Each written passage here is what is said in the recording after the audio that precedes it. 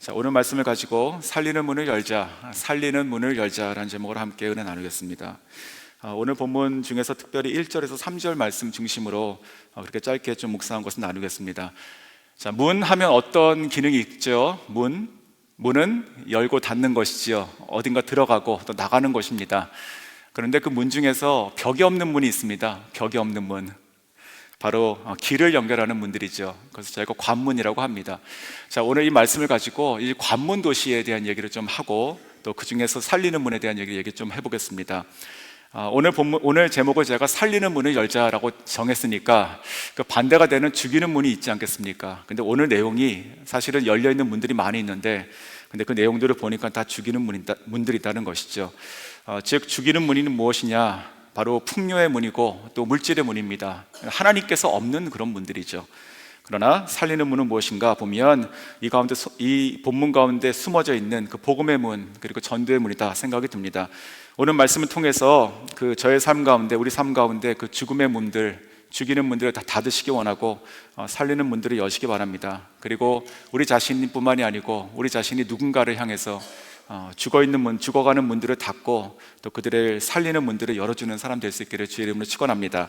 자, 먼저 죽이는 문에 대해서 한번 얘기해 보겠습니다. 오늘 본문에 나와 있는데 지금 이 두로 안에 있는 이 활짝 열려 있는 문들을 얘기하고 있습니다. 이 두로는 남유다로부터 북서쪽에 위치하고 있습니다. 지도를 보시면 위에 갈릴리가 있지 않습니까? 그 갈릴리 위로 또 올라가시면 거기에 이제 해안 도시가 있습니다. 지중해를 맞닿고 있는 그 도시들이죠. 거기에 두로, 그리고 그 위에 시돈이라는 도시가 있습니다. 바다와 육지를 잇고, 그리고 아시아와 유럽을 잇고, 혹은 오늘 본문에 따라서 그 북아프리카까지 있는 당시 무역과 그리고 상업의 중심지였던 곳이 바로 이 두로입니다. 즉 관문 도시이죠. 벽이 없이 활짝 열려있는 길들이 통하고 또 들어오고 나가는 그 도시, 그것이 바로 이 두로입니다. 자, 이 두로에 어떤 문이 열려 있었을까요? 첫 번째 1절을 보시면 이렇게 말씀합니다. 두로에 관한 경고라, 다시스의 배들아, 너희는 슬피 부르짖지어다. 두로가 황무하여 집이 없고 들어갈 곳도 없고 없음이요, 이 소식이 기띔 땅에서부터 그들에게 전파되었음이라. 두 지명이 나오는데 그 다시스하고 기띔이라는 지명이 나옵니다. 그 중에서 이 다시스는 지금의 스페인을 얘기하는 것입니다. 스페인 지방을. 사도 바울도 사실 자기가 꿈꿨던 그 선교지의 마지막은 스페인이었습니다. 그래서 로마서를 쓸 때 내가 로마에 들렸다가 스페인 가기를 원한다 이렇게 쓰기도 했었습니다. 그 당시의 세계관으로 보면 이 스페인이라고 하는 것은 세상의 끝을 보는 것이죠. 가장 먼 곳. 그런데 오늘 보니까 이 다시스, 즉 스페인 지역에서 배가 들어오고 있습니다. 즉 그곳에서부터 물건을 싣고 온 것이 이 두로까지 왔다는 것이죠. 그리고 또 어떤 성경학자들을 보면은 이 다시스는 당시에 그 두로의 그 식민지 중에 하나였을 것이라 이렇게 또 얘기하는 경우들이 있습니다. 그런 걸 보면 이 두로라고 하는 것은 도시임에도 불구하고 얼마나 그 영향력이 컸는가, 그리고 그 무역의 규모가 얼마나 컸는지를 보여주고 있습니다. 정말로 이 재력을 가지고 주변에 있는 나라들, 작은 도시들을 경제적인 속국으로 만들었던 것이 바로 이 두로입니다. 즉 1절에 열려있는 그 문들은 무엇이냐? 바로 무역의 문, 그리고 바닷길의 문, 그리고 세상의 중심의 문, 이와 같이 보입니다.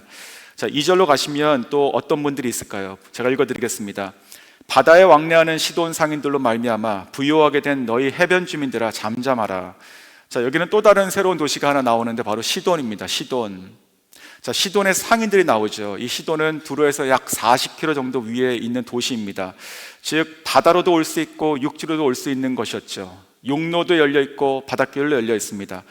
상인들이 오고 장사를 합니다. 즉 2절에서 보이는 이 문들은 무엇이냐면 바로 장사의 문, 그리고 기회의 문, 돈을 버는 문들입니다.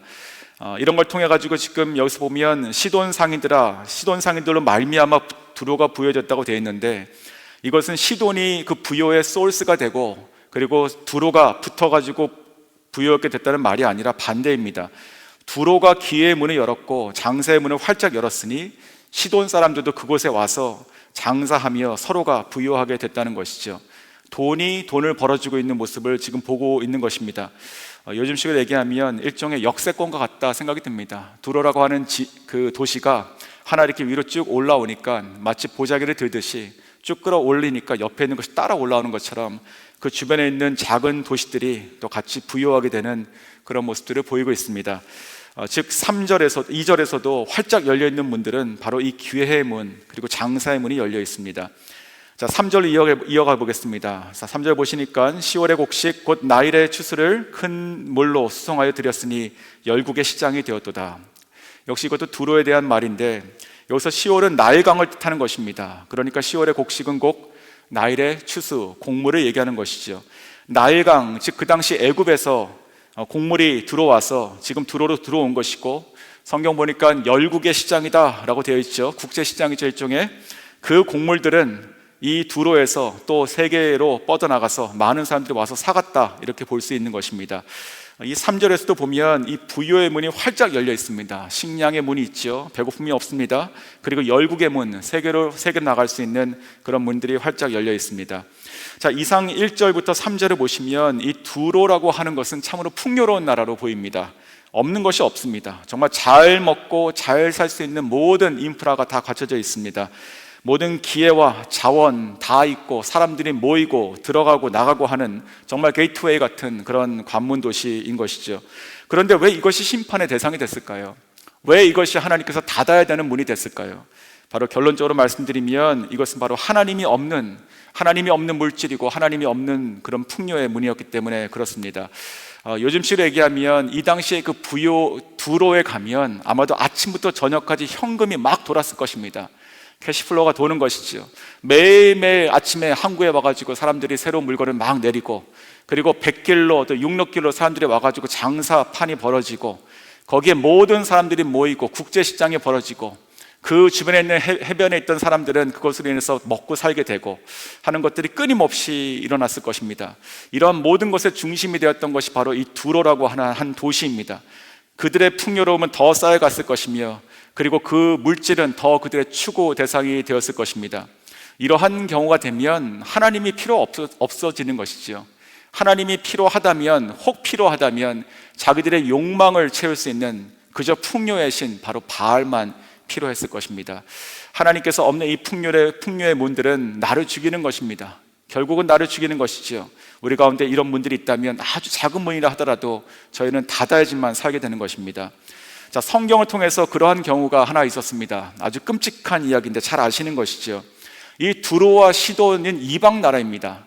그 이방의 출신으로서 이 이스라엘에 한 명 들어왔던 한 사람의 이야기가 저희가 잘 아는 이야기입니다. 바로 그 시돈 출신의 이세벨입니다. 이세벨. 그 유명한 이세벨이 바로 이 시돈 출신의 사람입니다. 그는요, 아합과 결혼해가지고 북이스라엘의 왕비가 됩니다.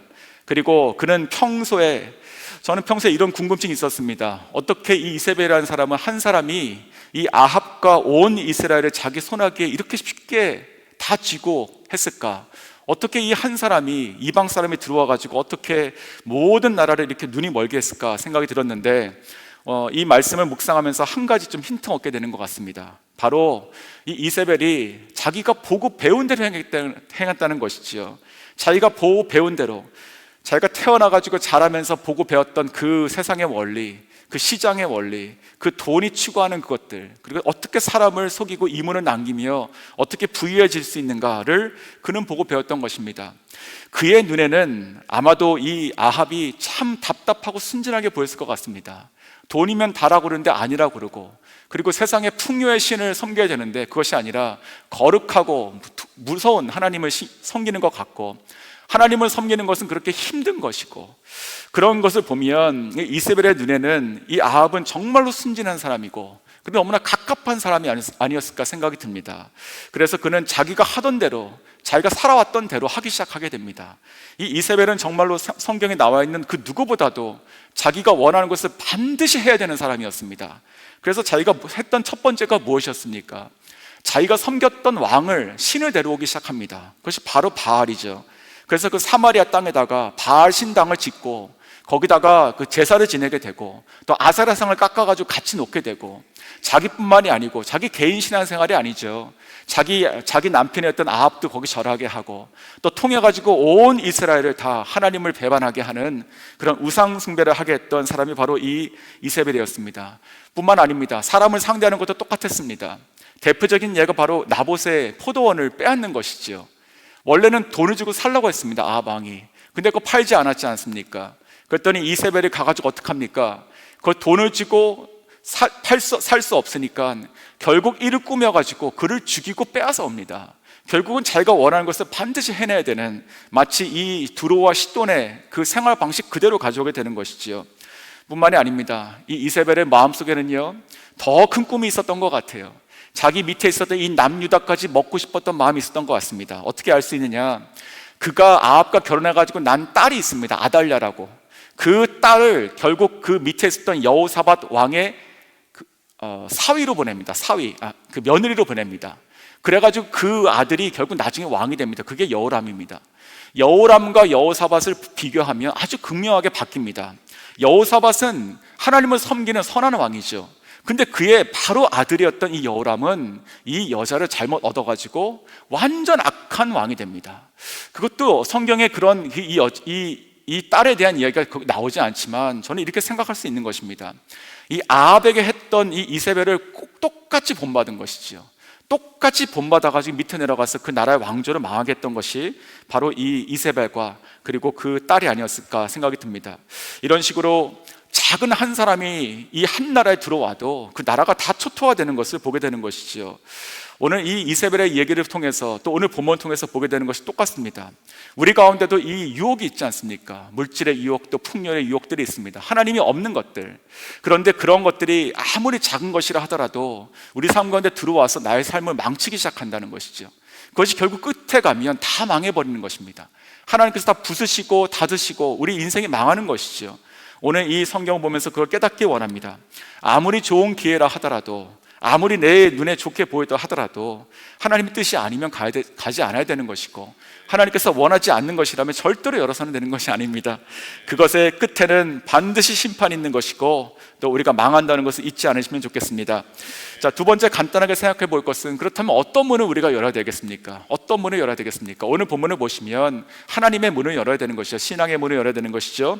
근데 이제 오늘 본문을 이제 그 당시에 이사야의 이 말씀을 받았던 이 사람들의 입장으로, 또 하나님의 입장으로 좀 생각해 봤습니다. 살리는 문을 열어야 되는데 그것이 무엇이냐? 바로 복음의 문, 전도의 문이다 생각이 듭니다. 오늘 이 말씀 통해서 이 두로에서 일어난 사건 아닙니까? 그리고 이세벨도 시돈에서 온 한 사람이었고, 마찬가지로 묵상하며 성경의 복음서의 한 사건이 떠올랐습니다. 마가복음 7장에 나오는 이야기고 또 마태복음 15장에 나오는 이야기인데, 거기에 예수님의 기록이 하나 기록이 되어 있습니다. 마가복음 7장 24절에 이렇게 시작합니다. 예수께서 일어나서 거기를 떠나 두로 지방으로 가사. 자, 예수님께서 두로에 갔던 이야기는 성경에 딱 한 이야기밖에 없습니다. 자, 거기서 무슨 일이 있었을까요? 아주 유명한 사건이죠. 두로는요, 예나 지금이나 예수님 때나 마찬가지죠. 그 물질과 우상숭배, 멸망과 심판에 어찌 보면 그 대명사 같은 그런 도시였습니다. 그런데 예수님께서 왜 그곳에 가셨을까? 가셔가지고 무엇을 하셨을까 생각을 좀 해봤습니다. 거기에 가서 한 사람을 만나게 되고 그 한 여인의 귀신 들렸던 딸을 고치게 됩니다. 바로 그 유명한 그 스로보니게 여인을 만나게 되는 것이죠. 이 여인은 그 자기 딸이 더러운 귀신에 들었다, 이렇게 성경에 기록하고 있습니다. 더러운 귀신 들렸던 그 딸을, 그 스로보니게 여인은 예수님께 와서, 예수님께서 오셨다는 그 소문을 듣고 와서 고쳐달라고 말을 하게 됩니다. 그때 예수님께서 어떤 말씀 하시는지 잘 아시죠? 이렇게 말씀하십니다. 자녀의 떡을 취하여 개에게 던짐이 마땅치 않다. 자녀의 떡을 취하여 개에게 던짐이 마땅치 않다. 좀 말하기 민망하지만 그 당시의 관점으로 보면 그 이방인을 개처럼 여겼던 것 아니겠습니까? 자, 그런데 이 개 취급당했던 이 여인은요, 주님께 대답합니다. 주님, 옳습니다. 맞습니다. 하지만 상 아래 개들도 아이들이 먹던 부스러기를 먹지 않습니까? 그 마음속에 그러니 나의 딸을 고쳐주십시오라고 했을 것입니다. 근데 예수님께서는요, 이 말에 설득당한 것이 아니시죠. 예수님께서는 그 말을 듣고 싶으신 것이죠. 그 당시에 그 유대인의 관점에서 봤을 때 개로 여기는 이 이방인이라도 예수님께서는 불쌍히 여기시고 고치시고 구원을 베푸신다는 것을 알려주시기 위해서 그 당시 사람들의 수준으로 대화를 시작하신 것이 아니겠습니까? 예수님께서는 이 말씀을 기뻐하셨습니다. 그래서 마가복음 7장 29절에 이렇게 말씀하십니다. 예수께서 이르시되 너가 이 말을 하였으니 돌아가라. 너가 이 말을 하였으니 돌아가라. 내 딸이 귀신에게서 노임을 받았느니라. 너가 이 말을 하였으니, 주님께서 기다렸던 말이 무엇이었습니까? 하나님, 예수님을 바라보고 정말 예수님의 그 국률을 바라보고 하나님의 도우심을 바라보는 것이 아니었겠습니까? 개 취급 당한 것에 대한 역전이 아니라 주님께서 기다리셨던 그 마음을 이 여인이 말한 것입니다.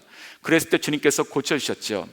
사랑하는 성도 여러분, 오늘 이 성경에 이 예수님께서 두로를 향하신 그 기록이, 저는 이 성경을 적고 있는 이사의 마음과 똑같다 생각이 듭니다. 이 말을 하는 것이 그러니 망하라 그런 것이 아니라 경고라고 하지 않습니까? 실제로 우리가 이제 보면은 뒤에 나오는 것이 회복에 대한 말씀도 하지 않습니까?